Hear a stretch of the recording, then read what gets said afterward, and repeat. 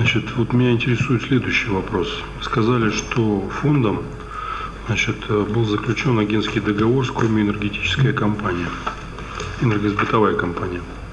Значит, и реализация этого агентского соглашения по доставке, значит, квитанций составляет почти 10,5 миллионов рублей. Это 12% от общей уплаты суммы взносов.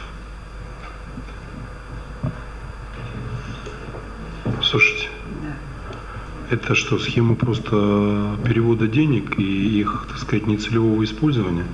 Или кто-то там принципиально заинтересован в такого рода схемах? Я сейчас вас спрошу.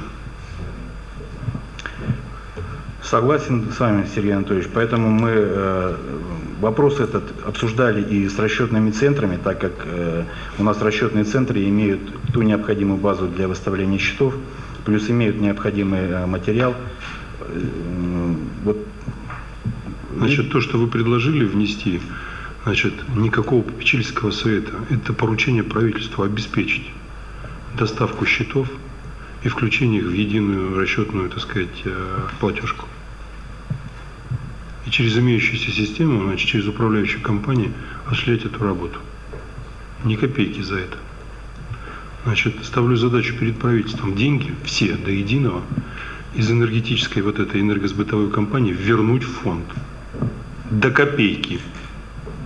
Значит, прошу правоохранительные органы, значит, проанализировать на предмет коррупционной составляющей условия и мотивы заключения этого договора.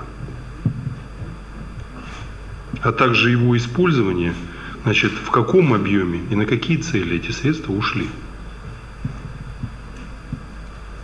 А всех руководителей, в том числе руководителя фонда и вас вместе с Кучериным, предупреждаю о персональной ответственности по результатам этой проверки. Ребята, вы вообще не понимаете, с чем вы шутите и вообще какими вы вещами оперируете. А потом мы говорим, что выставляем некие